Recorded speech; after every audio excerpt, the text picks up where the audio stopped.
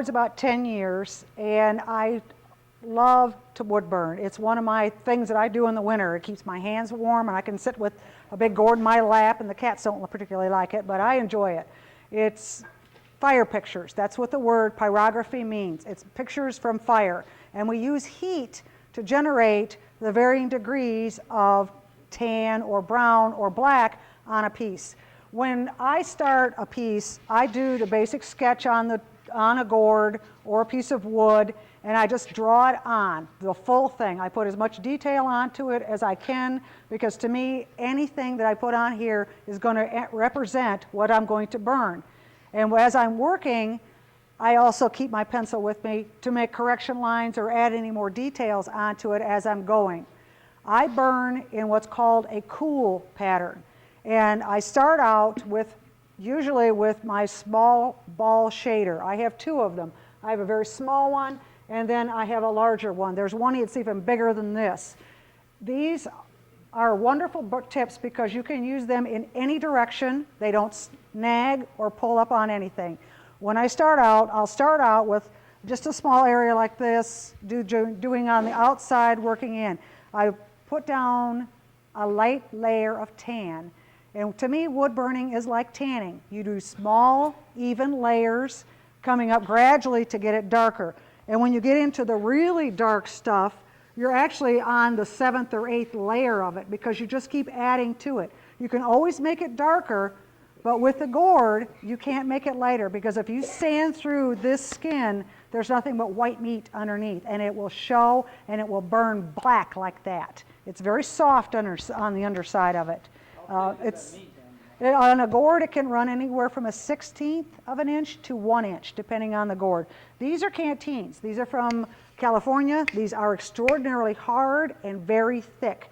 These gourds will average a 1/2 inch to 3/4 of an inch thick. There might even be some of the small ones, might even be thicker. This one is really heavy. It's got a good sound to it.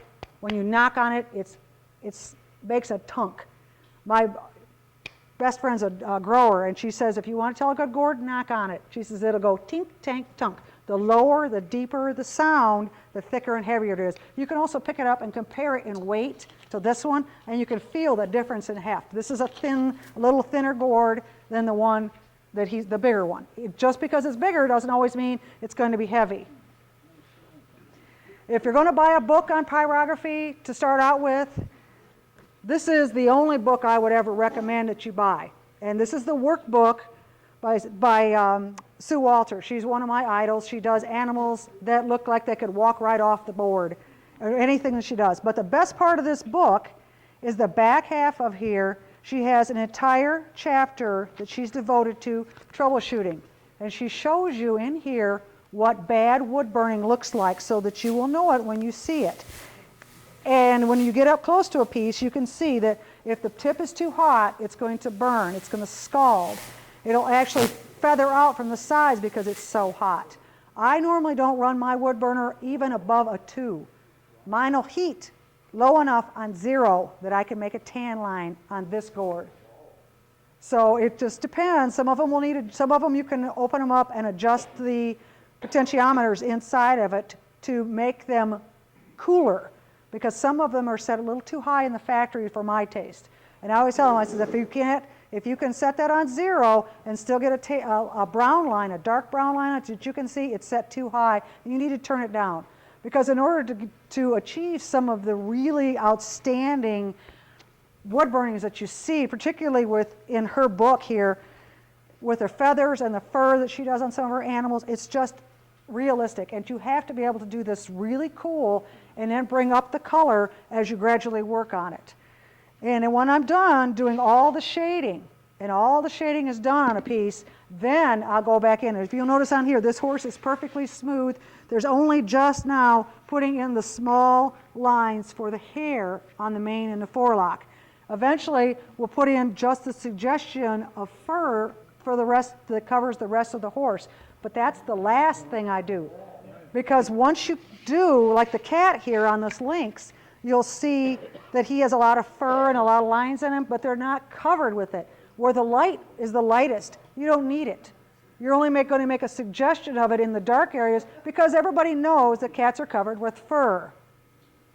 So I always do all of my line work last, and I do that with a skew or a razor tip. There are several varieties out there. I know that, otherwise I wouldn't kill you. This is cacao.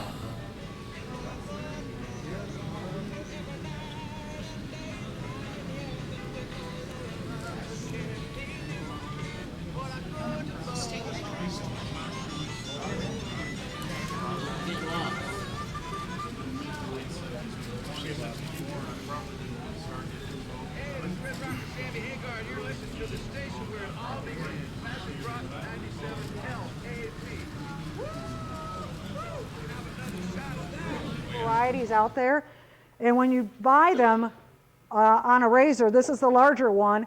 On the business end of this is there's a point on one end and the rounded heel, which is the end. They come square heeled, but they catch. For drawing a line or you're doing feathers on your birds, I find that because you can roll this with a rounded heel, you're not going to catch it. If it's square, you're going to catch that point in there and you're going to bury it in your wood, particularly like basswood that we carve a lot of things with, because it's very soft. And so you need to make sure that you use the rounded heels on these. And then the flat ones, the real thin ones and little ones, you can get much finer detail, much finer lines. I like working really small stuff, so I always buy the little miniature stuff. The finer the detail, the better. Now, as you can see, I have a couple different models of tips here. I'm not adverse to buying other tips, as long as they have, like the mini jacks, they match the same ends. Now, because mine are the male ends, this company only sells the females. Well, that's fine, because I can go down to Radio Shack and for about $2.50, I can get a 3-pack of these, and you just pop it in there and can make a converter out of it. They sell these at the Gourd show, they're $5 a piece. So I tell my students, just go to Radio Shack. Now, the difference between pens and separating tips. When you're buying a pen, a whole pen is a solid state piece. The tip doesn't come off, it's been made as one single piece. These are much more durable and will last you a lot longer than a removable pen, because you're yanking it out and pushing it in. You're going to be pulling the thing apart, and eventually it will break.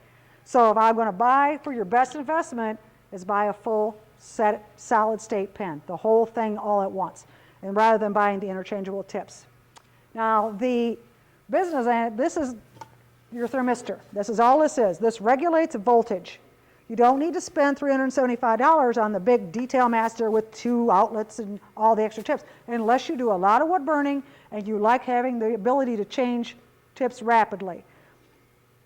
This is the second to the lowest one that Coed makes. The whole set came with the box and 6 tips for $150 10 years ago. So they don't have to spend a lot of money, but you'd like to get the ones with a good temperature control on it, because a dime store wood burner is only going to make you heat to so many degrees, and as soon as it touches whatever it does, it dissipates the heat, and then it takes a few seconds for it to cycle back up and heat up again. So you're going to get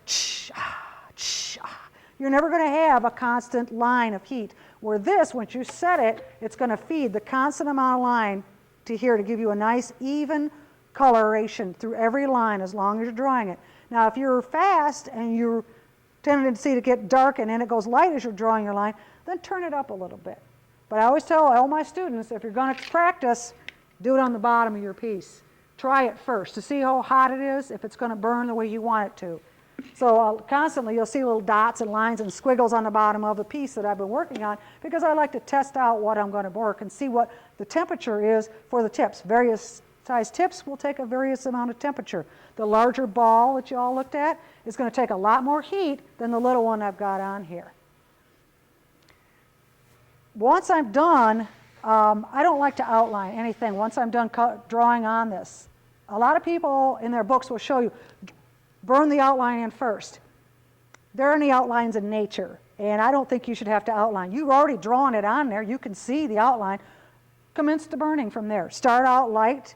I always start out and do the eyes and the face of whatever I'm working on first, because that's the windows to the soul. So you want that to look your work your best. And I'm with Orlando. I wear a visor all the time when I'm working on my stuff, because the eyeball is this big here, but when I got the visor on, it's about this big. So you could see a lot more detail. And what do you see? Oh my gosh, I made it. It's not quite perfectly round. Then I say, yeah, but you take it off and you sit from there to here and look at it, it's fine. Because your little mistake from here on that with that visor is minuscule to almost invisible once you take the visor off. So I always recommend buying one. They're just wonderful tools to have to see your fine detail work. When we're done with this piece and it's all done, we can still see pencil lines in here. We use witch hazel, which is an astringent like alcohol, but much cheaper. You can buy a quart for about $1.29 at any of your hardware stores. It does not raise the grain. It will not wash off anything except the oils from your hands and all the pencil lines that you've put on here, and it dries in a matter of about 20 minutes. It'll be back to normal. And then you can go ahead and put a varnish on here or a waxed finish or whatever finish you want to put on it, but the piece will be completely cleaned and it will be ready to accept any finish that you want to put on it. I also sand my gourds. If you come up and you feel this gourd, I got into the 3D sanders from Craftsman because they have this 1600 grit sandpaper, and I just love really fine sandpaper because it makes it feel like glass. It also makes your wood burnings so much easier because you can just glide across it. It's like working on a piece of hard plastic. There's no grain to it at all once you've got it sanded this smooth, and so it makes it much nicer to work on. I know with grain in wood, you're going to get hard and soft areas to burn in. So pick a spot on your bottom to try it out on that might be hard. And then you can know that, okay, I'm going to need to slow down a little bit on those areas, and I can go a little quicker across the softer areas. But it's always good to practice on stuff, and that's always tell people, take a piece of scrap or practice on the bottom. You might end up with a design and starting from the bottom and work your way all the way around the top to something. Gourds are here if anybody wants to take one home and try it. If you want to take it home and carve it, I say go for it, have a good time. There's also a book up here that people have put together. This is nothing but pyrography on gourds. So if you want to see what other artists besides myself do on gourds, you'll be amazed at what some of these people are creative enough to come up with and woodburn on here. The current Best in Show winner that's going around the country right now is a bald eagle with a serpent hanging out of his mouth in mid-flight, and his arms come out like this. It's parts and pieces of gourds that have been put together, but the entire thing is wood burned, including all the feather work that's on this thing, and it's just incredible to see it. So there's no limits to what you can do with gourds as far as I'm concerned. But for my class, I do use pattern, and then we use Mona Lisa graphite paper to transfer it on, because Mona Lisa graphite paper is the only graphite paper I found that will actually put down a nice dark black line and that you can erase it. It's not temperamental with the weather, because some of the graphite papers out there, like the Sarin, is very temperamental. If it gets too humid, it won't transfer well, particularly onto a gourd. They also make a product called pyro paper, and several of the gourd companies who sell supplies for us print out patterns on here or have packets of patterns that you could buy. Now the idea behind the paper is that you just tape it onto your gourd and burn right through it. What are you burning? The outline. So I looked at it and I said, you spent $9 on 5 sheets of 100% vellum. Vellum is organic paper. It burns, it doesn't have any residues in it. Why would you want to throw that pattern away and only use it one time? I say stick the carbon up behind it, draw it on there, take the paper off, take the carbon down. Now you've got the picture. But I always keep my pencils handy. That's my favorite thing next to my wood burners. I always have my pencils handy. So, yeah, I find the drafting pencils, and you can get them in a nice 2B so it'll draw nice and dark for you. Detail Master has a 1/4 inch mono jack on it. It has a different end. So because their pens are top of the line and they're heavier construction, even the cord that comes on them is heavier. And I do recommend if you're going to buy one, buy the heaviest line cord you can get. Because if you come up here and you look at this this thing has been melted because I have gotten it so hot. Because I was working on a project called a burn through, and I literally burned pieces out of the gourd for a competition piece, and you just take it and you're just burning out chunks. finish them gourds with? I like spars polyurethane with the UV protectant in it. I had this piece in a gallery shortly after I'd finished it. I'd taken it to a show, and I left it up at the gallery because she liked it, along with about a dozen other pieces. This place didn't have any curtains, and they had skylights, and they had black cloth over it, but it's still a lot of indirect light. And in less than 3 months, most of the detail was washed off of here from fading. So I took it home and I stripped off all of the varnish, and I spent another 8 hours re-rendering this piece to back to where it's at now, because you could almost not even see the cat. The only thing that was left was the ears and the little darkness around the face, and that was it. Yep, and I always tell clients that buy any kind of wood burning, do not set these in the sun.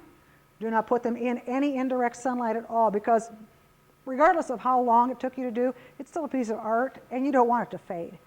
And it's a heartbreak to see something like that happen, especially to your own pieces. And so I just okay, learn a lesson. Protection help? It did, it really did, but I have not since taken it back to that gallery, because I just this is my baby. This piece has won me 2 Best in Shows and 4 first place ribbons.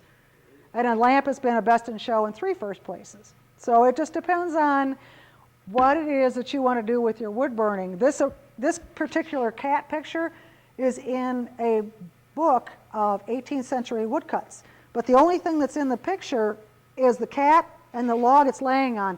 The other elements all the way around here are all my freehand drawing. Because to me, the cat needed to be framed into something. And because these are jungle cats, they needed to have some foliage around them. So I added all the rest of the foliage on it to make it look more like a completed picture. I'm going to put this up to about 1. Be real, live dangerous.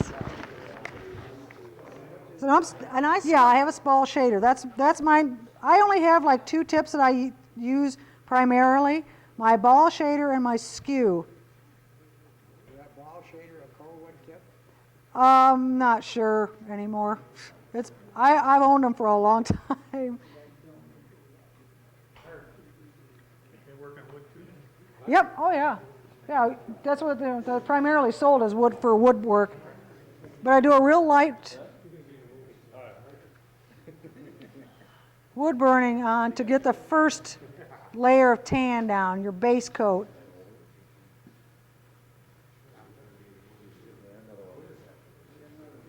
We're going to build up a shadow. And if you're worried that your tip is too hot, just as you're getting ready to touch the gourd or your pen to your work, blow. And it dissipates enough heat that you're not going to get an instant black dot in your spot there where you touched. Just to give it a little blow.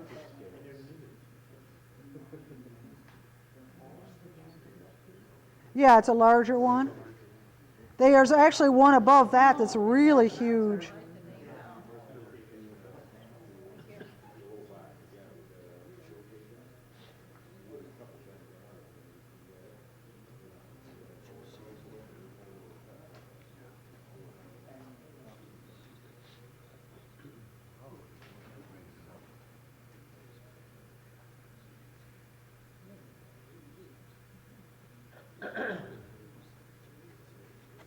Now you can see that we're starting to come up with a little more color now.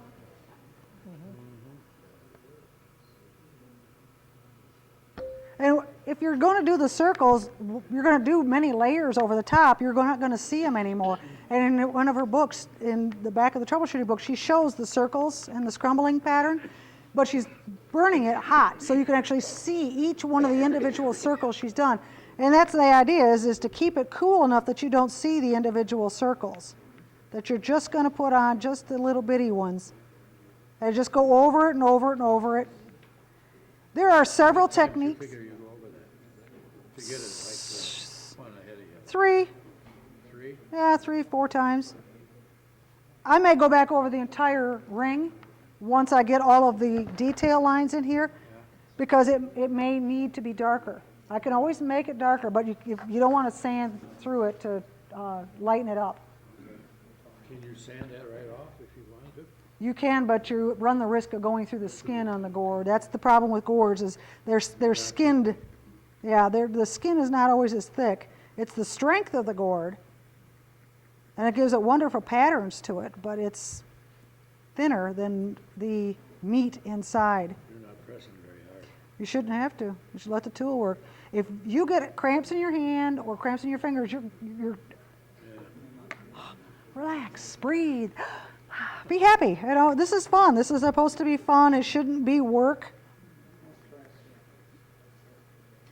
Keeps your hands warm. And for safety's sake, when you're done wood burning, unplug your wood burner and turn your dial down to 0. If you don't unplug it, and you have cats like me, they may knock it off the table on occasion or get caught up in the cord and knock it off. And if it's still set at 0, then you're not running the risk of burning your house down right away. Yep, unplug it. That's just quicker. And if you slow down, then you're going to get darker. Depending on how fast you work, you need to regulate your temperature according to how fast or slow you're working.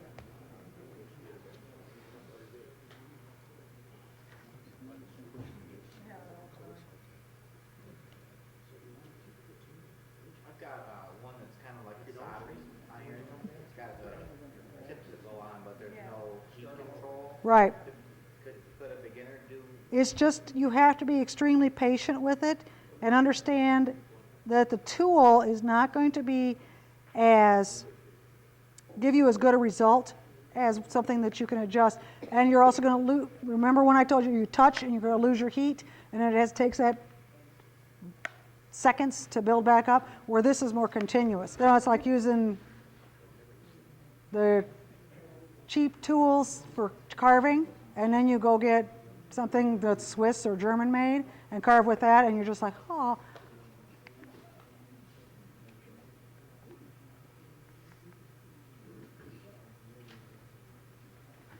And so now we're getting even more.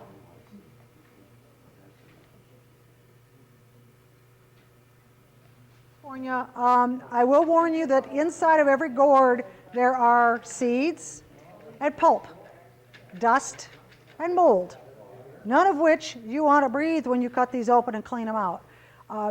If you're going to cut it open, like normally people, I would just recommend you just leave them whole, but if you're going to carve it or you're going to take it home and you want to make something out of it like a bowl, if you're going to carve it, cut it out, scrape the inside out, dump the seeds, unless you want to use them for part of the decoration.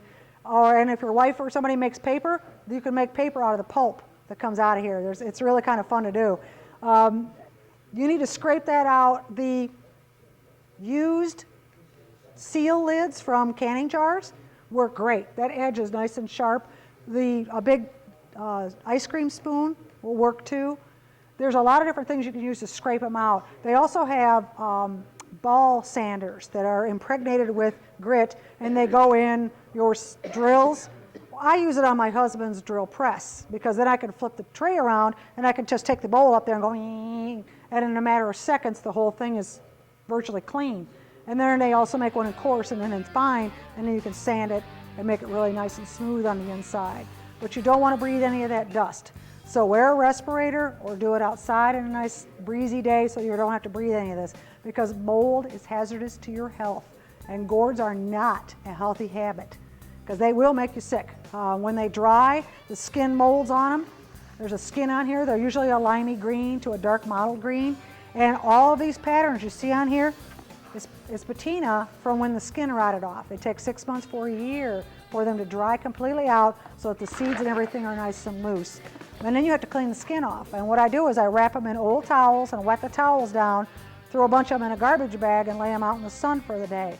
And then that steam cleans them. And then I can take a pot scrubber and clean them all off, and all the skin comes off like mud, but it's wet. So I'm not breathing any dust or anything else in, and I just take them out and spray them. But if you are fortunate enough to have underground sprinkling, you can just lay them out in the yard when the sprinkler system goes off and let them sit out there, and it'll literally wash them. And then you just scrub off whatever's left and it's done. There are certain kinds of molds that are more difficult.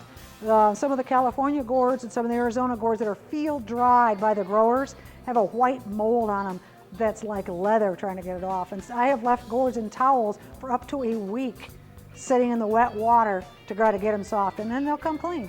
But it takes like 2 or 3 days after that then to dry them back out so they're nice and dry to work on. But you can also wet sand them at the same time when they're wet like that, so you can combine the two things.